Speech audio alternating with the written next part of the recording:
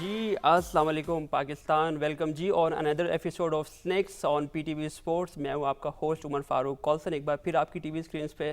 जी sadly जी आज हमारे पास दो स्नैक्स नहीं हैं रेहान आपको एक्सप्लेन करेंगे जी। आज वो दो अहमर और हसन चीमा हमारे साथ मौजूद नहीं है बिकॉज ऑफ फैमिली कमिटमेंट्स। और रेहान वो family commitments I think Hasan Cheema की फैमिली कमिटमेंट्स है, अहमर की फैमिली कमिटमेंट्स। हसन चीमा तो छुट्टी पे गए हैं, बड़ी देर से छुट्टी पे नहीं गए थे और मिस करेंगे हम, क्योंकि अहमर एक अलहदा टेस्ट लेके आते हैं और एक अलहदा ही डायमेंशन में रहते हैं। और हसन चीमा को ऑफ कोर्स मिस करेंगे कि वो अब टोकेगा कौन हम लोगों को, ऐसे दरमियान में बोलते बोलते कौन कहेगा कि नहीं नहीं नहीं मैं बताता हूँ। मैं बताता हूँ नहीं, लेकिन ट्विटर पे लोग हमें ज्वाइन कर सकते हैं। नाजरीन अगर आप लोग शो देख रहे हैं तो ट्विटर पे आप कंट्रीब्यूट कर सकते हैं। आप चाहते हैं कि आपका कोई टॉपिक है जो हम डिस्कस करें तो प्लीज़ ट्विटर पे जाइए, स्नैक्स पीटीवी हमारा ट्विटर हैंडलर है और उस पर बात करेंगे हम।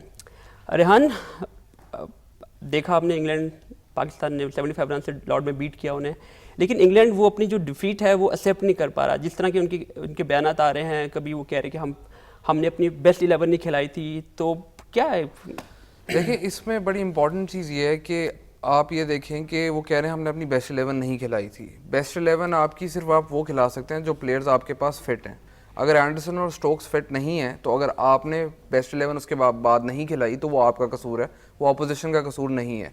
जहाँ तक बात है कि वो डिफीट को एक्सेप्ट किस तरह कर रहे हैं या उनकी क्या स्टेटमेंट्स आ रही हैं, आई थिंक उसमें एक और इम्पॉर्टेंट चीज़ है कि वो अपने आप को भी और अपनी मीडिया को भी, अवाम को भी ये बताना चाहते हैं, जो कि पहले से एक्सपेक्ट करती है कि एशियन टीम आएगी और हम उसे सारे बदले उतारेंगे। जो 5 टेस्ट मैचेस हम हारे हैं आखिरी 6 में से, वो सारे बदले हम इस सीरीज़ में उनसे निकाल लेंगे।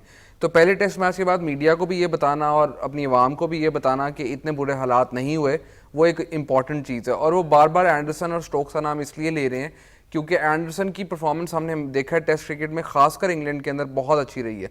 और स्टोक्स उनको वो बैलेंस प्रोवाइड करते हैं कि लोअर ऑर्डर के अंदर जो उनका मिडिल ऑर्डर बड़ा वीक लगता है, मिडिल ऑर्डर के बाद एक बैट्समैन आता है जो कि दूसरी टीम से बिल्कुल ही गेम छीन के लेके जा सकता है कुछ ओवर्स के दरमियान में। स्टोक्स वो बैट्समैन है उनका, तो इस वजह से उनको थोड़ा इशू था। वो बार बार यही कह रहे हैं कि एंडरसन वापस आ गया, स्टोक्स वापस आ गया, तो अब बिल्कुल ही एक चीज़ चेंज हो जाएगी।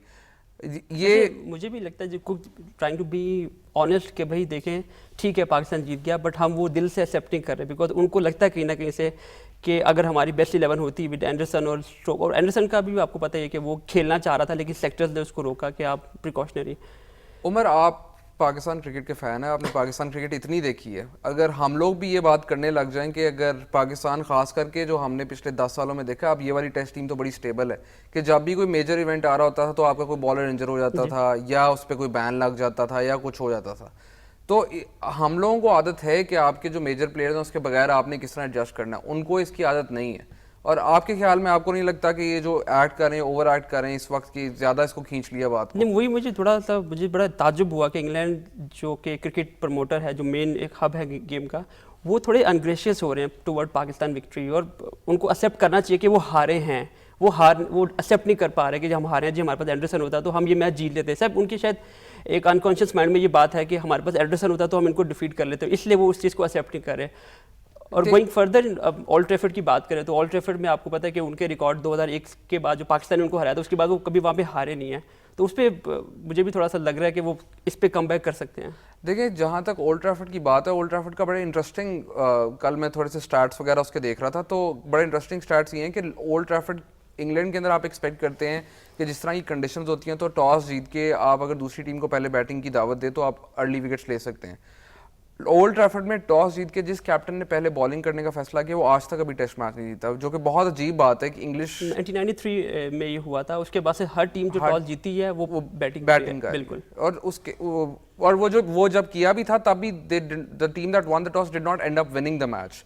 और यही ओल्ड ट्रैफर्ड की स्टैट्स देखते हैं ओल्ड ट्रैफर्ड पे जो मैचेस हुए हैं, ओल्ड ट्रैफर्ड की यही बात है कि ओल्ड ट्रैफर्ड को आप एक ट्रेडिशनल इंग्लिश विकेट नहीं कह सकते। और जो बार बार बात होती है कि स्पिन करती है, तो हमेशा हमने देखा है कि जो टीम टॉस जीती है वो पहले बैटिंग करने का इसीलिए फैसला करते हैं क्योंकि बाय डे 4 डे 5 वहां पर खेलना बहुत मुश्किल हो जाता है। और फोर्थ इनिंग्स के अंदर वैसे भी जनरली स्कोरिंग जो है वो कहीं भी खेल रहे हो आप, वो डिफिकल्ट होती है। यानी कि हमने पिछले मैच में देखा था कि जब 283 284 का चेस था तो थोड़ा सा पैनिक पाकिस्तान में था कि जी शायद ये उतना टारगेट नहीं हो, लेकिन फोर्थ इनिंग्स में जनरली अगर आपका टॉप ऑर्डर फेल हो जाता है, पिछले सालों में बैटिंग काफ़ी इंप्रूव हुई है टीम्स की, लेकिन अगर आपका टॉप ऑर्डर कंट्रीब्यूट नहीं करता तो आप टेस्ट मैच नहीं जीते 250 से ऊपर स्कोर चेज करने वाला, अनलेस आपका टॉप ऑर्डर पहले 2-3 प्लेयर आपके फायर नहीं करते। अच्छा, मैं हिस्ट्री में जाना, रिकॉर्ड में जाना, ये समटाइम कुछ इरेलेवेंट लगता है, लेकिन अगर हम रिकॉर्ड की बात करें, जो कि बात कर सकते हैं हम उनके ऊपर, पाकिस्तान ने वहाँ 5 मैचेस खेले, उनमें से पाकिस्तान ने 1 जीता है, 1 हारा और बाकी 3 ड्रॉ हुए हैं। और इसकी स्टैट्स हम आपके सामने देखें, लास्ट मैच जो पाकिस्तान ने वहाँ पे हारा है 2006 में, बेसिकली काफ़ी बुरी तरीके से हारा, 3 दिन में मैच रैप अप हुआ था। देखिए 2006 की जो मेरी मेमोरी है एज इंग्लैंड टूर की, वो तो ये है कि 2006 के टूर को मैं कभी एक एज अ पाकिस्तानी फ़ैन कभी भुलाना चाहूँ तो भी भुला नहीं सकता, बिकॉज वो 2006 तक आपकी टीम बिल्ड हो रही थी 2003 के वर्ल्ड कप के बाद, इंजमाम की कैप्टनसी के बाद आप एक अपवर्ड राइज के ऊपर थे, आपकी बैटिंग बहुत बेहतर हो चुकी थी, आपकी बॉलिंग के अंदर आसिफ आ चुके थे और आपको नज़र आ रहा था साइंस की ये टीम जो है ये जेल करना शुरू हो गई है। उस ओवल टेस्ट में जिसमें और उस इंग्लैंड टूर के बाद अगले 4 साल तक पाकिस्तान की टीम रिकवर नहीं कर सकी, जिसके 4 साल बाद लॉर्ड्स में जो हुआ 2009-2010 में जो लॉर्ड्स में हुआ, उसके बाद हम कभी रिकवर नहीं कर सकते। मैं उस सीरीज़ को बुलाना चाहूँ भी तो बुला नहीं सकता। और ओल्ड ट्रैफर्ड आई थिंक वो वाला मैच भी जो था उसमें पाकिस्तान की परफॉर्मेंस बिल्कुल अच्छी नहीं रही थी, जहाँ पे हम बैटिंग की बार बार मैं बात कर रहा हूँ कि हमारी बैटिंग अच्छी थी, that was probably our best middle order, लेकिन हम बहुत मिजरेबल तरीके से फेल हुए थे उसके अंदर। यानी कि आपका इससे बेहतर वो मिडिल ऑर्डर आपको नहीं मिलेगा पाकिस्तान में, यानी कि Inzamam, Yousuf, Younis, all 3 very good test players, और उसके बावजूद हम हारे थे वहाँ पे। और लेकिन बात यह कि ओल्ड ट्रैफर्ड पे खास करके चीज़ होती है कि बॉल बाउंस ज़्यादा करती है, तो इंग्लैंड के पास उस वक्त हार्मिसन थे, someone who can exploit those conditions. अब इंग्लैंड के पास मोस्टली स्विंग बॉलर्स हैं, unless Stokes decides to bowl short. ठीक। अच्छा, मिसबा ने कल एक, जब किसी ने पूछा उनसे बॉलर्स के बारे में, तो मिसबा ने बोला जी बॉलर्स बहुत अच्छे हैं हमारे पास, और कंडीशन जैसी मर्जी हो, ग्राउंड जैसा मर्जी हो, अच्छा बॉलर होता है। लेकिन अगर इसको हम इस लाइन को ज़रा चेंज करें, थोड़ा स्वैप करें, तो बैटिंग की बात करें, अच्छे बैट्समैन हमारे टॉप ऑर्डर की बात करें तो वहाँ थोड़ा सा एक बड़ा मेजर वीक लिंक है हमारा। तो अच्छे बैट्समैन या बुरे बैट्समैन, उस पे क्या आप इस पे बात चलेंगे हम लोग? देखिए, जहाँ तक बैट्समैन की बात है कि वो अच्छा है कि नहीं अच्छा, पाकिस्तान में जनरली हम लोग जब से हम क्रिकेट देख रहे हैं तो हम लोग हमेशा बॉलिंग पे ही रिलाई करते हैं, और पाकिस्तान की टेस्ट टीम सक्सेसफुल भी इस तरह रहती है क्योंकि आपको 20 विकेट्स लेनी पड़ती हैं टेस्ट मैच जीतने के लिए। 20 विकेट्स आप लेंगे तो आप टेस्ट मैच जीतेंगे, नहीं तो आपका टेस्ट मैच ड्रॉ हो जाएगा। और पाकिस्तान की जहाँ तक बात है, हम हमेशा से बॉलिंग पर रिलाई करते हैं, लेकिन इस टेस्ट टीम के अंदर हमने हमेशा देखा है कि बैटिंग स्टेप्स अप, बैटिंग आपकी स्कोर करती है। इतना मैं 2006 के मिडिल ऑर्डर की बात करता हूँ, ऑन शीट वो बहुत अच्छा मिडिल ऑर्डर था, लेकिन ये वाला मिडिल ऑर्डर ऑन पेपर भी और इन टर्म्स ऑफ नंबर भी, एज इन अगर आप ओपनर्स निकाल दें, आपका 3, 4, 5, 6, 7 have been very stable over the last 2 years, और वो हमेशा परफॉर्म करते आ रहे हैं नो मैटर किस टीम के अगेंस्ट। हम बार बार बात करते हैं कंडीशन, शायद हमने यूएई में सिर्फ खेला है, साउथ अफ्रीका सीरीज के बाद पहली दफ़ा हम बाहर एशिया से पहली दफ़ा बाहर आए हैं, लेकिन अगर एशियन कंडीशंस में भी आपका कॉन्फिडेंस रन्स का आ रहा है तो आप फिर इधर जाके भी करेंगे। अगर हम पहले ही, जिस तरह हमने देखा था नासिर जमशेद को पहला हमने जो टेस्ट मैच है वो हमने साउथ अफ्रीका में खिला दिया था, उसको चांस मिलना चाहिए था कि पहले एशिया में खेलता, रन करता और उसके बाद वो बाहर जाता।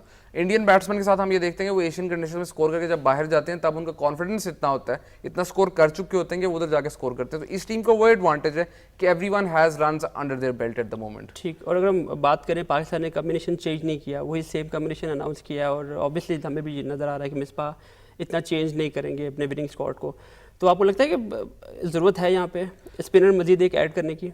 नहीं, मुझे जहाँ तक बात है स्पिनर एक मजीद ऐड करने की, आई थिंक थोड़ा सा एक आपको एडवांटेज होता है कि आपके पास एक 5th बॉलिंग ऑप्शन हो कि थोड़ा ऑलराउंडर आपको बॉलिंग करवा दे, लेकिन मैं उसके इतना प्रो नहीं हूँ, बिकॉज अगर आपके पास 4 अच्छे बॉलर हैं तो आपको 5वें की जरूरत नहीं है। अगर आप ग्रेट ऑस्ट्रेलियन टीम देखें, वो भी 4 उनके पास बॉलर होते थे जो कि मोस्टली उनकी बॉलिंग करवाते थे, एक आधा ओवर वो कहीं और से निकाल भी लेते थे, लेकिन उनके पास भी 4 जो हैं वो टॉप क्वालिटी बॉलर्स होते थे, 3 फास्ट बॉलर्स, 1 स्पिनर होता था। जहाँ तक इस पाकिस्तान टीम की बात है, आई थिंक अगर हम लेफ्ट आर्मर्स की बात करते हैं, हम पहले भी डिटेल में डिस्कस कर चुके हैं कि वो कितना मुख्तलिफ है एक दूसरे से। Rahat is different to Amir, Amir is different to Wahab, तीनों डिफरेंट चीज़ें जो है वो प्रोवाइड करते हैं आपके कैप्टन को। तो आई डोंट थिंक इसके अंदर इतनी चेंजेस की जरूरत है। ओपनिंग स्लॉट का थोड़ा काफ़ी तीनों चारों जो है मैच विनर्स भी हैं हमारे। आमिर की बात करें, वो भी मैच विनर है, ऑन गिवन डे अगर वो नहीं करता तो वहाब करेगा, वहाब नहीं तो राहत करेगा। और हमने देखा ये प्लेयर स्टेप अप करते हैं जो दूसरे एंड से अगर कोई स्टेप अप नहीं कर पा रहा। अच्छा, इंग्लैंड की बात करें हम लोग, तो इंग्लैंड का स्क्वाड भी आपने देखा भी होगा आपने, उन्होंने फिन को और बिल को ड्रॉप किया है उन्होंने, और उस जी उनको ड्रॉप किया है, और आदिल रशीद को और उसको एंडरसन और उसकी वापसी हुई है। तो आप समझते हैं कि वो जो एक दो स्पिनर्स की बात चलती आ रही है और वो काफ़ी पैनिक में है इस टाइम पर, काफ़ी फ्रस्ट्रेटेड भी हैं और वो अभी तक उन्होंने गिवन 12 भी नहीं दिए, उन्होंने 14 पे चल रहे हैं वो अभी तक। देखिए थोड़ा सा हार्श साउंड करेगा ये, लेकिन आप जो इंग्लैंड का स्पिनर है मोइन अली, उसको आप एक टेस्ट स्पिनर नहीं कह सकते बिकॉज वो कंसिस्टेंटली इतने ओवर नहीं करवाता, कंसिस्टेंटली वो एक एंड रोक के नहीं रखता। उसका रोल यही होता है कि पहली इनिंग्स में तो वो हार्डली बॉलिंग करता है, सेकंड इनिंग्स के अंदर वो कंट्रीब्यूट करता है। तो उनका दो स्पिनर भी एक के बराबर ही होगा कि दोनों जो हैं वो दिल बी चिपिंग इन, और अगर उनके चार फास्ट बॉलर खेल रहे हैं, स्टोक्स खेल रहा है, एंडरसन खेल रहा है, ब्रॉड है, साथ वोक्स है, वो चार फास्ट बॉलर्स के ऊपर ज़्यादा रिलाई करेंगे specially in the first innings. और जहाँ तक स्पिनर की बात है, उस दिन भी मैंने बात की थी, इंग्लैंड को एक ऑब्सेशन है क्योंकि वो खुद लेग स्पिन बॉलिंग नहीं खेल सकते, इसलिए उनको ये लगता है कि जो भी बंदा बैट से बाहर बॉल निकाल रहा है, स्पिन कर रहा है, वो मुश्किल होगा खेलना। ज़रूरी नहीं है क्योंकि अगली टीम अगर उस आर्ट को बेहतर खेलती है, पाकिस्तान की ये जनरेशन इतनी अच्छी लेग स्पिन के अगेंस्ट नहीं है। उसकी सबसे मेजर वजह मेरे बारे में वही चल रही थी बात कि हमने यहाँ पे खुद भी डोमेस्टिक में इतने लेग स्पिनर है भी नहीं Exactly. और किसको अच्छा खेलना है जो है वो भी एटलीस्ट डोमेस्टिक में कम खेलता है, क्योंकि पिछले 2 साल से यासिर जो हैं वो मेन टीम का हिस्सा है और वो डोमेस्टिक इतना नहीं खेल पा रहे। उमर, डोमेस्टिक क्रिकेट में जहाँ तक बात है, आपने ये भी देखा है उसामा मीर कितने सक्सेसफुल रहे हैं खासकर शॉर्टर फॉर्मेट के अंदर, और हम लेग स्पिनर जनरली देखते हैं कि पाकिस्तान में भी थोड़ा मसला है क्योंकि पूरी दुनिया में लेग स्पिनर की किल्लत है, क्योंकि अब आपको इतने ओवर करवाने पड़ते हैं। लेग स्पिनर हम अक्सर बात करते हैं लेंथ नहीं कंट्रोल कर सकते, T20 क्रिकेट और वनडे क्रिकेट के ऊपर ज़्यादा ध्यान रहता है, तो इस वजह से जो आपका नया प्लेयर आ रहा होता है वो लेग स्पिन शायद उतनी अच्छी डेवलप नहीं करता बिकॉज उसमें उतना कंट्रोल नहीं होता। तो आप रादर ये करते हैं कि या तो आप ज़्यादा ऑफ स्पिनर्स देखते हैं, लेफ्ट आर्म स्पिनर्स देखते हैं। ऑफ स्पिनर्स भी अब कम होने लग गए हैं because of the crackdown on चकिंग। लेकिन जहाँ तक बात है कि इंग्लैंड का ये आप ऑब्सेशन की बात करें, उनको शायद ये लगता है कि पाकिस्तान को भी इश्यूज होंगे, पाकिस्तान को इश्यूज हो सकते हैं। हमने देखा था आदिल रशीद एक टेस्ट मैच के अंदर उसने विकेट्स ली थी यूएई के अंदर, लेकिन वो भी Pakistan through their wickets away rather than Adil getting Pakistan. लेकिन आदिल उस सीरीज के बाद काफ़ी ज़्यादा इंप्रूव किया और इंग्लैंड काउंटी में जाकर उसने काफ़ी आउट भी किए। इंग्लैंड काउंट फिर वही बात है, इंग्लिश काउंटी के अंदर वो इंग्लैंड के प्लेयर्स के अगेंस्ट खेल रहा होता है और उनको लेग स्पिन नहीं खेलनी आती है। एज इन बड़ी सिंपल सी बात है, आप इंग्लैंड का लेग स्पिनर्स के अगेंस्ट रिकॉर्ड उठा के देख लें, एज इन उनका बहुत ही पूरा रिकॉर्ड है। और इसके ऊपर एक पीस भी पिछले दिनों क्रिकेइन्फो के ऊपर भी था कि इंग्लैंड ने शायद उन्होंने लेग स्पिन बॉलिंग इतनी देखी ही नहीं कि उनके यंगस्टर्स डेवलप ही नहीं हुए, कि टीवी के ऊपर उनको लेग स्पिन बॉलिंग देखने को मिलती नहीं थी, तो ना तो उनको खेलना आता था ना तो उनको प्रोड्यूस करने आते थे लेग स्पिनर। चलिए यहाँ पे हम ब्रेक लेंगे, इसके बाद हम डिस्कस करेंगे कि स्कलैन मुश्ताक वहाँ पे 7 दिन के लिए वहाँ पे गए हैं, वो कितना डिफरेंस क्रिएट कर पाते हैं स्पिनर्स के साथ। एक ब्रेक के बाद दोबारा हाजिर होते हैं।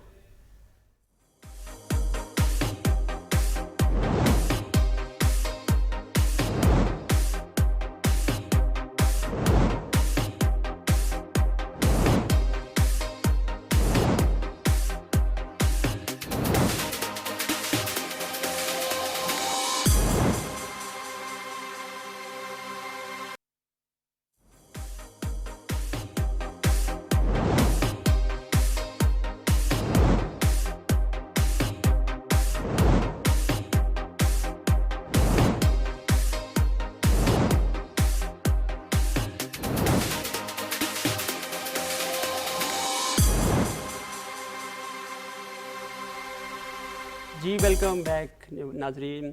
आपको एक इन्फॉर्मेशन देना चाह रहे हैं कि कल से डेली 11 से 12 शो चलेगा मैच डेज में, और आप कंट्रीब्यूट कर सकते हैं ट्विटर पे स्नेक्स पीटीवी के हैंडल से। और हम डिस्कस कर रहे थे रेहान से स्कलैन मुश्ताक किस तरह इंग्लैंड की बॉलिंग और बैटिंग को डिफरेंस क्रिएट कर सकते हैं।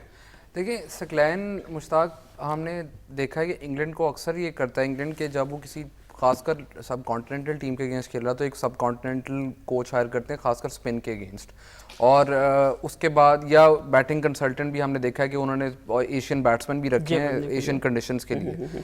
तो इससे एक चीज़ तो ये जाहिर होती है कि they were worried before the series because Saqlain Mushtaq से अभी से बात नहीं हुई, ये नहीं हुई कि कल कॉल आई और वो आज चले गए, पहले से उनसे बातचीत जारी है और वो पहले से हमें पता था कि वो दूसरे टेस्ट ऑनवर्ड्स हो जाएंगे। दूसरे टेस्ट ऑनवर्ड्स इस वजह से भी कि ओल्ड ट्रैफर्ड पे वैसे भी जनरली स्पिनर्स 4th और 5th डे के ऊपर बहुत इफेक्टिव रहते हैं, और स्कलैन मुश्ताक की अपनी 2001 में परफॉर्मेंस आपको याद होगा 4 for 80 आई थिंक, एक ही मैच पाकिस्तान जीता वो भी स्कलैन की 4 विकेट्स थी। और जहाँ तक बात है कि स्कलैन का कितना इम्पैक्ट होगा, आई थिंक रातों रात तो नहीं वो इनको समझा सकते कि आपने किस तरह स्पिन खेलनी है, और ना तो वो रातों रात डिसाइफर कर सकते हैं कि क्या कर रहे हैं यासिर। जहाँ तक बात है यासिर कर क्या रहे हैं, एक ऑफ स्पिनर को आपने हायर किया है who is probably one of the best of spinners ever to have played the game, लेकिन he is not a leg spinner, तो उसका कितना इम्पैक्ट होगा, दैट इज समथिंग जो कि हमें सीरीज जिस तरह चलती जाएगी उस तरह हमें पता चलता जाएगा।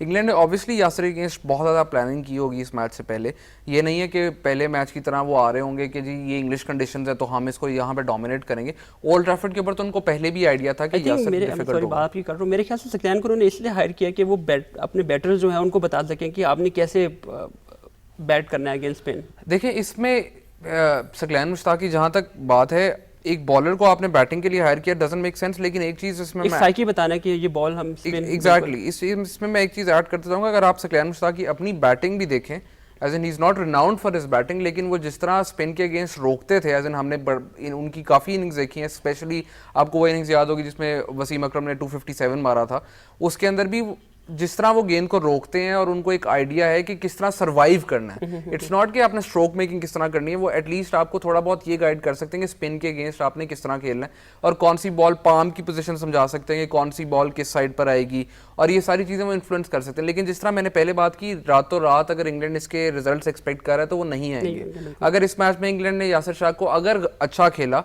तो वो ये नहीं होगा कि सकलैन मुश्ताक के आने की वजह से एकदम अच्छा खेलने लग गए, वो इसलिए होगा क्योंकि they've actually planned for this match. Old Trafford के लिए वो काफी देर से वो कर रहे हैं और वो भी सकलैन के इनपुट से। अच्छा थोड़ा पीछे जाएं तो मुश्ताक अहमद को हायर किया और काफी अर्सा उन्होंने साथ रखा उसको, तो ग्राहम स्वाम उस वक्त हुआ करते थे, वो ऑफ स्पिनर थे, आप लेग स्पिनर, तो उस पर आप थोड़ा सा लगता नहीं है? देखिए जहाँ तक एक बहुत खूबसूरत बात जो है वो मुश्ताक अहमद और स्वान की है कि आप उन दोनों के एक्शन देखें तो वो बड़े स्मूथ किस्म के एक्शन है, एज इन स्मूथ, जब उनकी डिलीवरी स्ट्राइड आती थी तो दोनों जंप देते थे, तो आई थिंक वहाँ पे थोड़ा इन्फ्लुएंस था मुश्ताक अहमद का। आप ये नहीं कह सकते कि उनका बिल्कुल इन्फ्लुएंस नहीं था एक ऑफ स्पिनर के ऊपर। और जहाँ तक स्वान की अपनी बात है, वो एक वर्ल्ड क्लास स्पिनर थे, इट वाजंट लाइक एक एवरेज स्पिनर है जिनको बहुत बेहतर कर दिया था मुश्ताक अहमद ने। लेकिन ऑब्वियसली एक इनपुट होगी कि एक स्पिनर का रन अप बहुत इंपॉर्टेंट होता है। अक्सर ये चीज़ इग्नोर कर दी जाती है कि स्पिनर का रन अप कितना हो, क्योंकि आपने सारी मोमेंटम जो होती है अपनी वो रन अप से लेनी होती है। कितना इंटरेस्टिंग पॉइंट है कि ग्राहम स्वाम के साथ, ग्राहम स्वाम नंबर 1 बॉलर था, अभी यासिर शाह के साथ काफ़ी अरसे के साथ वो अटैच है, तो यासिर शाह नंबर 1 पे अचीव हो गया। तो ये क्या है, उनकी दुआओं का असर है कि उनके काम का असर है? देखें एक तो मुशी के चाम का भी असर है, आपको पता है कि वो कितने हर चीज़ में कितना इन्वॉल्व रहते हैं, और एक उनका फील गुड फैक्टर भी रहता है, जिस ड्रेसिंग रूम में भी वो जाए एक मदरली फिगर उनको समझा जाता है। एग्जैक्टली, एज इन वो ही इज वेरी फनी, और जहाँ तक मेरी उनसे मुलाकात है, आप मेरे से बेहतर जानते हैं, तो इज ऑलवेज स्माइलिंग, और यासिर को भी हमने देखा है वो हर वक्त खुश रहते हैं। और जहाँ तक बात है कितना इन्फ्लुएंस होता है, ऑब्वियसली एक बंदा अगर टेस्ट क्रिकेट उस लेवल पे खेला है तो वो आपको अगर ये नहीं गाइड करेगा कि गूगली किस तरह करानी है, ये चीज़ें अगर वो इस पे इतना इन्फ्लुएंस नहीं करेगा तो एटलीस्ट आपको सिचुएशन एक्सप्लेन कर सकता है, क्योंकि वो सिचुएशन सिर्फ उन प्लेयर्स ने एक्सपीरियंस की होती है जो कि उधर से गुजरे हुए हैं। तो Mushtaq Ahmed himself has been through so many situations in test cricket with Pakistan, और खासकर उस 90s टीम का हिस्सा रहे और वर्ल्ड कप भी उन्होंने जीता। उसके बाद इंग्लैंड के अंदर जाके भी मुश्ताक अहमद की अपनी परफॉर्मेंस बहुत अच्छी थी। हम लॉर्ड्स में पिछले मैच में बात करते, 20 साल बाद किसी लेग स्पिनर ने 5 विकेट्स ली थी, लास्ट टाइम मुश्ताक अहमद ही थे जिन्होंने ली थी। तो वो काफ़ी ज़्यादा एक फैक्टर होता है कि आपको पता है कि ये बंदा अचीव कर चुका है, इस बंदे से मैं सीख सकता हूँ, तो एक फील गुड फैक्टर। अच्छा कल एक बड़ी इंटरेस्टिंग खबर है यासिर के बारे में कि वो इंजर्ड हुए परसों, बेसिकली उनको कंधे पे बॉल लगा और बॉल भी उसने राहत अली ने मारा है, और लेकिन खुशखबरी ये है कि वो ठीक हैं और टीम मैनेजमेंट की तरफ से ये बताया गया कि बिल्कुल ठीक हैं वो, और वो आज का मैच खेलेंगे। तो ये कितना सेटबैक होता है, एकदम स्केयर सा आया कि जी आपको पता है 2015 में भी उसको बैक स्पैज़म का इशू हो गया था मैच से कुछ घंटों पहले शाम को, और परसों फिर ये हादसा हुआ। जहाँ तक नेट्स की इंजरीज की बात है, पाकिस्तान तो जनरली नेट्स की इंजरीज के साथ हम लोग को इतना लकी नहीं रहे। आपको आसिफ और शोएब अख्तर वाला इंसिडेंट याद होगा, खैर वो तो सेल्फ इन्फ्लिक्टेड था। जी जी। यासिर की जहाँ तक बात है कि कितना इंपॉर्टेंट है, अगर टीम मैनेजमेंट कह रही है कि वो फिट है तो हमें कॉन्स्पिरेसी थ्योरीज में जाने की जरूरत नहीं है, दे आर देयर, उनको ज़्यादा बेहतर पता है। जहाँ तक नेट की इंजरीज की बात है और टीम के ऊपर क्या इंपैक्ट होता है, जब हम जिस आप बैक स्पैज़म की बात कर रहे हैं उसका तो ये मसला था कि हमारे पास कोई बैकअप ऑप्शन था ही नहीं, we weren't ready to the point के टॉस के ऊपर भी Misbah was a little frustrated कि मुझे एक और स्पिनर चाहिए था, और मुझे नहीं बात भी की थी उनसे, वो काफ़ी फ्रस्ट्रेटेड कि दिया नहीं मुझे एक एक्स्ट्रा स्पिनर। तो आपको याद होगा बिलाल आसिफ को फिर बुलाया फ़ौरन और उसको टीम का हिस्सा बनाया। और एनीवे इस पर एक बड़ी इंपॉर्टेंट बात मेरे माइंड में आती है कि हम एक बॉलर पे क्यों इतना ज़्यादा एम्फसाइज करते हैं। सैयद अजमल हुआ करते थे, जब वो निकले तो एकदम खलासी पैदा हो गई। तो यासिर पे भी वो एक चीज़ हम ओवर रिलाई तो नहीं कर रहे हम लोग? देखिए ओवर रिलायंस की बात है। अब शेन वॉर्न जैसे थे, तो जैसे शेन वॉर्न और मगरा जब वो टीम से बाहर निकले ऑस्ट्रेलिया की, तो ऑस्ट्रेलिया की टीम उतनी स्ट्रांग नहीं रही थी। बॉलर टेस्ट क्रिकेट में खासकर आपके एक बैट्समैन से ज़्यादा ज़रूरी होता है कि आपका बॉलर जो मेन विकेट टेकिंग बॉलर है वो खेल रहा हो। आपका एक बॉलर के जाने से बहुत ज़्यादा डिफरेंस होता है। हम जनरली सर्वाइव कर जाते हैं, यानी कि आपके दो बेस्ट बॉलर ऑस्ट्रेलिया सीरीज से पहले जो है वो नहीं अवेलेबल होते हैं, और उसके बाद आप ऑस्ट्रेलिया सीरीज में जाते हैं और आप ऑस्ट्रेलिया सीरीज जीत जाते हैं, वाइट वॉश कर देते हैं उनको। 2014 में पाकिस्तान ने किया था। तो Pakistan is lucky in that department कि अगर हमारा कोई बॉलर के साथ कोई इशू आता भी है, चाहे वो जो मर्जी हो, इंजरी हो या और ऑफ द फील्ड 100 इशूज होते हैं एक पाकिस्तानी बॉलर के साथ, तो उसके बावजूद Pakistan has recovered really well over the last few years. ठीक है, जहां तक ओवर रिलायंस की बात है, पिछले मैच में everyone was talking about Aamir कि आमिर वापस आएगा लॉर्ड्स के ऊपर, आमिर ये कर देगा, आमिर वो कर देगा। इंग्लैंड की भी हर बात जो थी वो आमिर के ऊपर आ रही थी, यासिर के ऊपर किसी ने बात भी नहीं की थी पिछले मैच के अंदर। तो जब आप उस तरह एक बॉलर पे कंसंट्रेट करने लग जाते हैं तो फिर आपको दूसरे बॉलर फायदा देना शुरू कर देते हैं, यानी कि यासिर का भी मैं थोड़ा सा ऐड करता जाऊँ, स्टैट्स ये है कि अभी 14 विकेट्स चाहिए उसको मजीद अपने फास्टेस्ट 100 करने के लिए, और 2 मैच बाकी है उनके पास। तो आई थिंक मुश्किल नहीं, जिस पेस से वो चल रहा है मुझे नहीं लगता कि कोई प्रॉब्लम होगी। आई थिंक थोड़ा उस पर भी ये वाला लैंडमार्क का थोड़ा प्रेशर शायद आ जाए अब, क्योंकि ये एक चीज़ उसको नज़र आ रही है कि 14 विकेट्स चाहिए मुझे 100 के मार्क पे पहुंचने के लिए। मेंटली वो प्ले करता है आपको। हमने नर्वस 90s की बात करते हैं अक्सर बैट्समैन के साथ, बॉलर के साथ भी अक्सर हो जाता है। बॉलर के लिए बड़ा इंपॉर्टेंट है रिदम। ठीक है, अगर आप रिदम में बॉलिंग करवा रहे हैं तो आप उतने ही अच्छे बॉलर हैं। अगर आप मेंटली आपको लगता है कि ये मैं प्रेशर के अंदर हूँ, तो आपकी रिस्ट उस तरह काम नहीं करती, आपकी बॉडी की मूवमेंट उस तरह काम नहीं, आप टेंस हो जाते हैं, आपके मसल्स टेंस हो जाते हैं, और एक लेग स्पिनर के लिए एक बहुत वो इशू क्रिएट कर सकते हैं। लेट्स होप कि वो अपने, और वो लाइमलाइट भी दोबारा आमिर से पूरी की पूरी लाइमलाइट उसके ऊपर फ्लैश उस पे आ गई है, यासिर के ऊपर आ गई है, इसलिए I believe someone else is going to step up in this step up. अच्छा, मिसबा भी बात करें। मिसबा का करियर माशाल्लाह काफ़ी बूमिंग करियर है उसका, और आई डोंट थिंक कि उसको कुछ और भी अचीव करना बाकी है अभी। काफ़ी कम टाइम में उन्होंने काफ़ी अचीव किया कंपैरेटिवली। अगर हम शाहिद अफरीदी की बात करें, वो जिस जनरेशन में भी हैं, 20 साल खेल के भी वो अभी कुछ अचीव करना चाहते हैं। मिसबा भी बात करें, मिसबा आप क्या समझते हैं कि मिसबा तो वैसे जो मेरी उनसे लास्ट बात हुई थी वो यही थी कि वो खेलना चाहते हैं मज़ीद लंबा, ऑस्ट्रेलिया टूर तक जाना चाहते हैं, लेकिन फिर भी इस टूर हमारे यहाँ पे जीत जब होती है तो सब अच्छा होता है, जब हार होती है तो पूरा पाकिस्तान एक बंदे के खिलाफ हो जाता है। तो आप क्या समझते हैं ये जो टूर है बेसिकली जो इंग्लैंड टूर है, कितना इंपॉर्टेंट मिसबा के लिए होगा कि डिसीजन ले सके कि आगे जाना है? बिकॉज हमेशा वो थोड़ा सा अनसर्टेन रहते हैं कि यार मैं देखांगा, पता नहीं की होएगा ये वो। तो वो पॉइंट आप समझते हैं कि मिसबा के लिए ये टूर जो है प्रेजेंट बहुत इंपॉर्टेंट है? देखिए मिसबा एक तो मैंने उसके साथ काम भी किया हुआ है, तो आई हैव एन आइडिया कि मिसबा किस तरह सोचते हैं इन चीज़ों के बारे में। टू द पॉइंट कि लास्ट ईयर भी मेरी उनसे डिस्कशन हो रही थी, तो वो कह रहे थे अगर मैं इंग्लैंड टूर के लिए मैंने हाँ कर दी तो फिर why not go all the way, कि वो जो सारे टूर आ रहे हैं मैं वो सारे खेल लूँ, अगर if I am fit enough. अगर उसकी परफॉर्मेंस इस टूर के अंदर अच्छी रहती है तो I see him going all the way, कि वो ऑस्ट्रेलिया टूर भी करेंगे, वेस्ट इंडीज़ का जो यूएई वाला टूर है वो उसमें उसका भी पार्ट होंगे। तो और ख़ासकर वो टीम को इस सिचुएशन के अंदर नहीं छोड़ेंगे कि जहाँ पे अगर वो चले गए तो बैकअप कोई हुआ नहीं।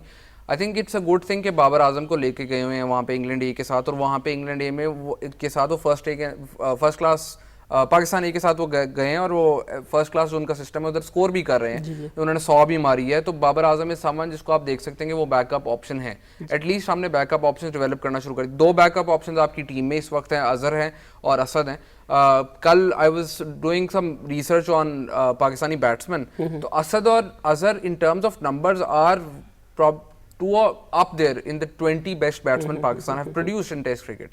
Not even 2015. And they're mature enough to replace now. अगर वो अभी भी mature नहीं हुए तो फिर तो there is some problem there. लेकिन I hope and I think they are mature enough to do that. अच्छा, ट्विटर पे एक हसन चीमा है, हसन चीमा हमारे वाले हसन चीमा ने दूसरे हैं, और वो पूछते हैं कि हफीज़ और शान जो हैं वो कितनी देर तक जिमी एंडरसन के अगेंस्ट सस्टेन कर पाते हैं? बिकॉज हम दोनों को हफीज़ की हिस्ट्री भी मालूम है हमें, और शान भी स्ट्रगल करते रहे यूए में अगेंस्ट एंडरसन।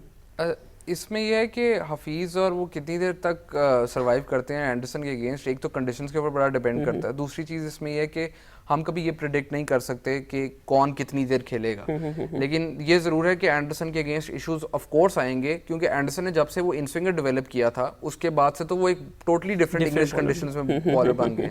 हफीज़ का मसला ये है कि अगर वो आउट स्विंग पे आप उनकी आउटसाइड एज बीट कर जाते हैं तो ओवर करेक्ट कर जाते हैं, जिसकी वजह से अगर आप उनको इन स्विंगर करवाएं तो उनके एलबीडब्ल्यू होने के बहुत ज़्यादा चांसेस होते हैं। तो एंडरसन को एक एज है हफीज़ के ऊपर, काफ़ी ज़्यादा एज है, और एंडरसन को हमने देखा था कि यूएई के अंदर शान मसूद के ऊपर भी एज थी। यानी जो हमने matches 2 test matches Shan Masood की जिस तरह की परफॉर्मेंस रही थी शॉर्ट बॉल के अगेंस्ट, खासकर उन्होंने स्ट्रगल किया था। एंडरसन उनको पहले आगे करवाई जाते थे और फिर एक शॉर्ट बॉल करवाते थे और Shan Masood look completely out of sorts. तो एंडरसन के दिमाग में भी ये होगा कि अगर मैं यूएई की पिचेस के अंदर, डेड पिचेस के अंदर उसको इतना ट्रबल कर सकता हूँ, तो इधर तो मैं उनको बहुत जल्दी आउट कर सकता अच्छा, एक और साहब हैं, सनाउल्लाह साहब हैं, कोई ट्विटर पे वो कह रहे हैं कि अगर शान मसूद की जगह खुर्रम मंजूर सेकंड टेस्ट खेलता तो क्या डिफरेंस क्रिएट होता, विच इज़ मेरे लिए तो ये बड़ा एक शॉकिंग सा क्वेश्चन है। लेकिन ठीक है, हम for the sake of player हम डिस्कस कर सकते हैं कि खुर्रम, अगर हम कंपैरिजन करते हैं शान और खुर्रम का, तो आई थिंक शान is far better technically. I think मुझे एक थोड़ा सा इशू है टेक्निक से कि आप टेक्निकली किसी बैट्समैन को करेक्ट करें, अगर वो स्कोर नहीं कर रहा तो उसकी टेक्निक का बिल्कुल कोई फ़ायदा नहीं है। आप हमने देखा इस पाकिस्तान टीम के अंदर खासकर यूनस और मिसबा की प्रिटी मच अपनी टेक्निक है, एज इन उन्होंने कोई टेक्स्ट बुक टेक्निक नहीं आप उसको कह सकते। अजहर की प्रिटी मच अपनी खुद की टेक्निक है। जहाँ तक बात है कि उन दोनों में से कौन बेहतर होता है, आई थिंक थोड़ा अनफेयर होगा खुर्रम मंजूर की बात करना। अभी खुर्रम मंजूर के साथ भी और शान के साथ भी अनफेयर होगा, बिकॉज एक तो वो स्क्वाड में नहीं है। तो आपके पास जो करंट स्क्वाड में ऑप्शन है आप उसमें देख सकते हैं कि आपको क्या दूसरा ऑप्शन है। दूसरे ऑप्शन है या तो आप समी असलम को खिलाएं या तो आप इफ्तिखार को खिलाएं, जो कि आपने स्टार्ट में कहा था कि Iftikhar might be your opener and your off spinner.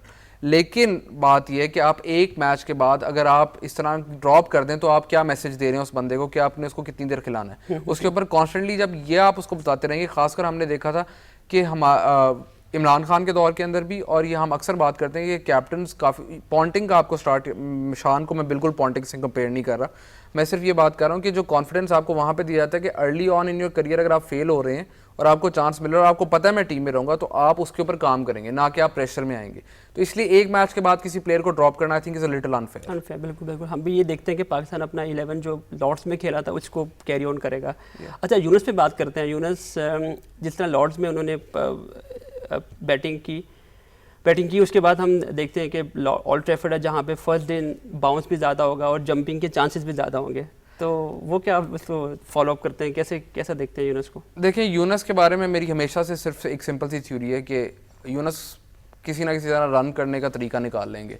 वो जितना मर्जी आपको अजीब लगे, जिस मर्जी तरीके से खेलेंगे, उनके हाथ नहीं हिल रहे, उनके पाँव और हाथ आपस में एक दूसरे का साथ नहीं दे रहे, लेकिन he always finds a way to score run, specially जब उनके ऊपर इतने डाउट्स हों।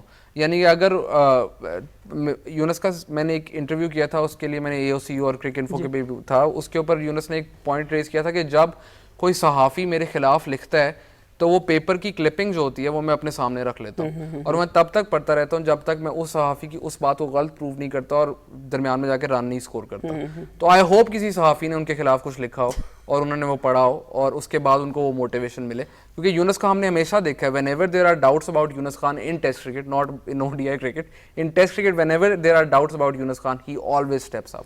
ठीक, थैंक यू रेहान। हम इस पर मज़ीद बात करेंगे यूनुस के ऊपर, और एक छोटा सा ब्रेक हमें यहाँ लेना है, उसके बाद दोबारा आके आपको ज्वाइन करेंगे।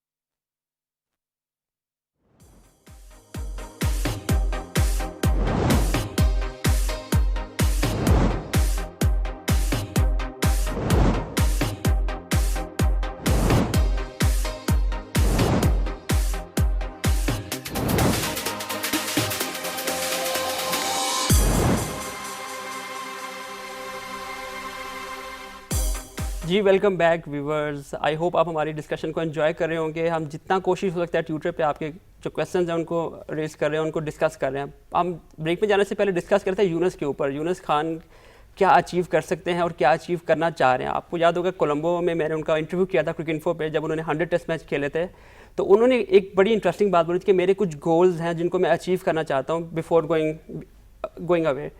तो वो गोल्स क्या हैं? आई थिंक उन्होंने काफ़ी कुछ रेहान अचीव कर लिया है।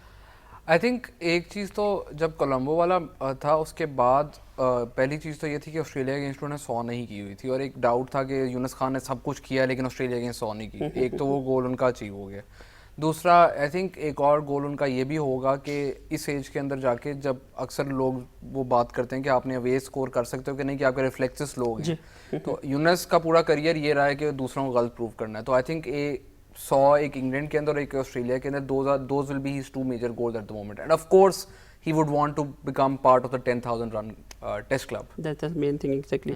अच्छा, एक शाजेब शेख साहब हैं ट्विटर पे, उन्होंने हमसे बड़ा इंटरेस्टिंग क्वेश्चन पूछा है कि अजहर को आप स्विच करें नंबर 3 से 2 पे, हाफिज़ को नंबर 3 पे ले आएँ, जो कि मैं आई एग्री कि ये वैसे आइडिया हम कर सकते हैं, इसको इम्प्लीमेंट कर सकते हैं अगर चाहें तो, बिकॉज हफीज़ हम देख रहे हैं कि नए बॉल पे थोड़ा स्ट्रगल कर रहा है, और अजहर जो है वो इतना टाइम दे देगा हफीज़ तक आने के लिए कि बॉल पूरा पुराना हो जाएगा।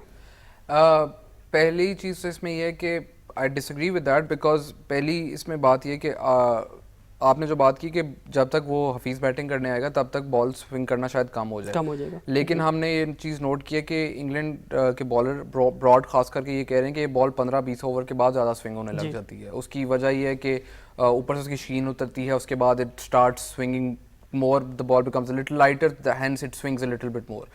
दूसरी बात यह है कि हम पहले बात करते इस टेस्ट टीम की सक्सेस का राज ये है कि 3, 4, 5, 6, 7 हैव बीन अनटच्ड। आपका बैटिंग का जो ये पोजीशन से अनटच्ड है। एक चीज़ काम कर रही है, अगर एक चीज़ ख़राब है आप उस ख़राब चीज़ को ठीक करने की कोशिश करें, ना कि जो चीज़ें चल रही हैं उनको आप आउट ऑफ प्लेस करके उस ख़राब चीज़ में। 12-13 साल हो गया ठीक करने के लिए ऊपर ओपनिंग स्लॉट। 12-13 साल आई थिंक बीच में पीरियड आया था when as in Ahmed Shehzad had a very good run in the test team, even Taufeeq Umar did very well in the test team, और जितने भी Khurram Manzoor himself scored a century against South Africa. तो opening slot में मसला रहा है, लेकिन इधर हमें ज़्यादा मसला नज़र आ रहा है because we are playing outside Asia, और हफीज़ के वो जो इशूज़ हैं वो ज़्यादा आपको ग्लेरिंगली नज़र आना शुरू हो गए हैं। लेकिन फिर वही बात है कि आई थिंक कि इंस्टेड के आप अपनी एक बैलेंस्ड जो आपकी चीज़ बनी हुई है उसको चेंज करने की जगह आप एक सोल्यूशन उसके लिए निकालें, और ये सोल्यूशन अगर अब नहीं निकली तो टूर के दरमियान में I don't think there is a need to change it. अच्छा, आपने अहमद की बात की। अहमद, आई रिमेंबर उसको न्यूजीलैंड सीरीज़ में बॉल लगा, उसके बाद बिल्कुल थोड़ा चेंज हो गया, and I did a story on him as well, जिस पे मुझे ग्राउंड फ्लावर ने ईमेल भी किया और मुझसे बात भी की कि यार that's the point, we agree कि उसको जब से बॉल लगा है तो उसकी साइकोलॉजी डिस्टर्ब है और वो नीचे उतर के खेलता है, जिसकी वजह से प्रॉब्लम क्रिएट, वो इतना लंबा स्टे नहीं कर पा रहा। तो आई थिंक ये फैक्टर अहमद के ऊपर, देखिए I agree with that is something जो कि बड़ा ऑब्वियस था, बिकॉज अहमद को जब बॉल लगी थी तब Ahmed was in absolutely brilliant form in test cricket. And test cricket में आपको नजर आ रहा था कि पाकिस्तान टीम में देयर इज अ पॉसिबिलिटी कि आपके टॉप ऑर्डर के अंदर 3 प्लेयर होंगे जिनकी 50 से ऊपर एवरेज होगी, जो कि हमने शायद अपनी ज़िंदगी के अंदर कभी नहीं देखा कि आपके 3 बैट्समैन जो है उनकी 50 से ऊपर थी। यानी कि जब इंजमाम और यूसुफ की भी थी तब यूनुस की इतनी एवरेज नहीं थी, यूनुस की बाद में 50 से ऊपर गई थी।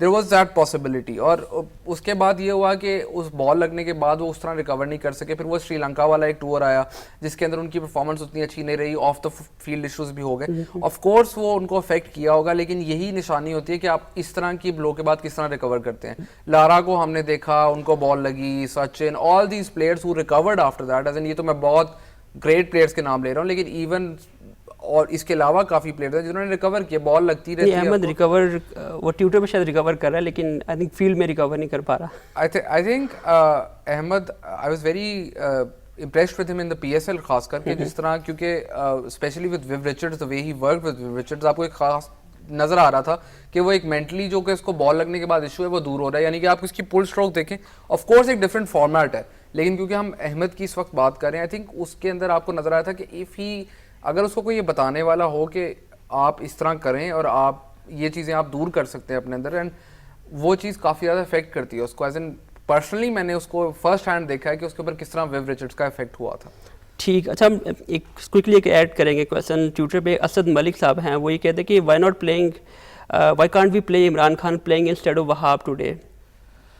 सरप्राइज पैकेज हो सकता है, आई थिंक उनका भी ये कहना है। I think Imran, I like Imran Khan as in he's a good bowler, decent bowler, but Wahab provides you something different. अगर आपने इमरान को खिलाना है तो Imran is not going to provide you what Wahab does, is a fiery, steamy spell जहाँ पे आपको नहीं लग रहा बैट्समैन आउट हो रहे हैं, वहाँ पे वो कोई चीज़ निकाल जाए। ऑल्दो दोनों पुरानी बॉल बहुत अच्छी करते हैं, इमरान खान की भी पुरानी बॉल से बहुत अच्छा रिकॉर्ड रहा है, लेकिन आपने क्यों चेंज करना है जब आपको साफ नज़र आ रहा है कि हालांकि उसने विकेट्स नहीं ली लेकिन उसकी बॉलिंग की वजह से दूसरे एंड के ऊपर कितना प्रेशर पड़ा। और दूसरी चीज़ आपको साफ नजर आ रहा है कि ये इंग्लैंड का जो मिडिल ऑर्डर है उनको वहाब से वो डरते हैं, यानी कि जो यूएई में उसने एक्सपेल करवाया था उसके बाद से तो आपको साफ नजर आता है कि वो थोड़ा डर के खेल रहे होते हैं। And then Wahab enjoying himself और वो बैंटर भी चल रहा है, और जहां पे हम कहते हैं अक्सर कि यही वहाब का रोल है basically, exactly keep them on back foot, और वो कर रहा है वो basically. he's setting it up perfectly for someone like a Yasir to take advantage of it, and he might set it up for someone like an Amir to take advantage of it. तो आपको I don't think there is a need to drop Wahab. बिल्कुल। अच्छा, bowling की तो है काफ़ी हम debate कर सकते हैं, बैटिंग पे दोबारा आऊँगा। पाकिस्तान ने 554 रन स्कोर किए थे लॉर्ड्स में दोनों इनिंग के मिला के, और दोनों 20 के 20 विकेट दिए थे। आप समझते हैं कि ये रन्स काफ़ी थे पाकिस्तान के लिए अगर हम दोनों इनिंग को करें? आई थिंक पाकिस्तान वैसे बॉलिंग के सर पे जीता, अगर हम बैटिंग पे रहते, अगर वो पहली इनिंग में हमने रन ना किए होते, 300 थोड़ा सा ऊपर ना किए होते, तो हम शायद ये भी थोड़ा मुश्किल मैच होता हमारे लिए। देखिए इसमें बात ये है कि आपको ये रियलाइज़ करना पड़ेगा कि दोनों वर्ल्ड क्लास बॉलिंग लाइनअप्स हैं और इन कंडीशंस में दोनों की बॉलिंग कितनी अच्छी रही है। तो जनरली बॉलिंग का लेवल और स्टैंडर्ड इतना अच्छा रहा है कि बैट्समैन के लिए मुश्किल है।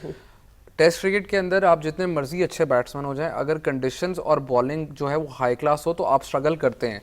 आई थिंक 554 रन्स भी जो पाकिस्तान ने किए थे अगेंस्ट दैट बॉलिंग लाइनअप और अवे फ्रॉम होम और एशियन कंडीशन से बाहर जाके, जिस तरह की रिलेंटलेस इंग्लैंड ने खासकर सेकेंड इनिंग्स के अंदर बॉलिंग करवाई थी कि वो उन्होंने एक लाइन पकड़ ली थी और उधर ही बॉलिंग करवा रहे थे। मैंने एक शो में पहले भी स्टैट शेयर किया था कि ब्रॉड वाज ऑन 4th और 5th stump 92% of the times. That is how good they were with their lines and lengths England. तो जब आपको रिस्पाइट ही नहीं मिल रही, आपके पास कोई ऑप्शन ही नहीं है, तो फिर आप कोशिश करते हैं कि जैसे ही आपको थोड़ा सा मौका मिले आप मारने की कोशिश करें। Hence Moin Ali got his wickets. तो आई डोंट थिंक बैटिंग को इतना, आपको ये रियलाइज करना पड़ेगा कि इस सीरीज के अंदर दोनों बॉलिंग अटैक्स जो हैं, unless you find a very very flat wicket, bowling attacks will be on top of the batting unit. अच्छा, क्या देखते हैं पाकिस्तान तो I don't see any change from top से लेके बॉटम, कोई चेंज में नज़र नहीं आता, लेकिन इंग्लैंड में क्या चेंजेस आप समझते हैं? बिकॉज उनके यहाँ 2 स्पिनर्स की बात चल रही है और जो कि डिस्करेज भी की जा रही है, बट लेकिन again it's all about cook कि वो क्या डिसाइड करते हैं। देखिए जहाँ तक वो 2 स्पिनर वो खिला सकते हैं, बिकॉज उनके जो दोनों स्पिनर हैं वो टेल एंडर्स नहीं है, वो दोनों बैटिंग कर सकते हैं। तो देयर इज़ एन ऑप्शन कि आप प्रमोट करके विंस की जगह पे मोइन अली को ले जाएं और आदिल रशीद को आप टीम में ले आएँ, क्योंकि that is something they will be thinking about. Stokes definitely खेलेंगे और एंडरसन भी डेफिनेटली खेलेंगे। Jake Ball is out of the team. Woakes, I think जो 4-man पेस अटैक है तो प्रीटी मच डिसाइडेड है। Anderson, Woakes, Broad, Woakes, Broad and who's the other one? Stokes. So that's a 4-man pace attack, और I think 2 spinners का तो इसलिए भी जाना चाहेंगे बिकॉज दे नो कि Moin Ali is not someone जिसके ऊपर आप 5 के 5 दिन रिलाई कर सकते हैं। You need someone to back him up, he is not that high quality spinner. तो शायद वो ये करने की कोशिश कर रहे हो कि एक बंदा बॉल अंदर स्पिन कर रहा है, एक बंदा बाहर स्पिन कर रहा है, और दूसरी चीज़ ये है कि Adil Rashid more than his bowling he play spin really well, and वहाँ पे वो इंटरेस्टिंग होगा कि उसको यासर के अगेंस्ट वो यूज़ करेंगे, कि स्पेशली जो उनका टेल बिल्कुल ही यासर को पिक नहीं कर सक रही, तो वहाँ पर आपको आदिल रशीद का ये एडवांटेज होगा कि he plays leg spin bowling really well. ठीक, बिल्कुल। अब हम इख्तिताम की तरफ जाएंगे। क्वेश्चन एक क्विकली लेते जाते हैं। बिलाल अहमद राय बोलते हैं जी असद शफीक को क्यों ना ऊपर कर दिया जाए थोड़ा सा। जी हम पहले डिस्कस कर चुके हैं कि मेरा नहीं ख्याल कि उसको चेंज करने की ज़रूरत है। He is very much stable there और वो उस नंबर पर रन्स कर रहा है, उसका एक रोल डिफाइंड हो गया हुआ है।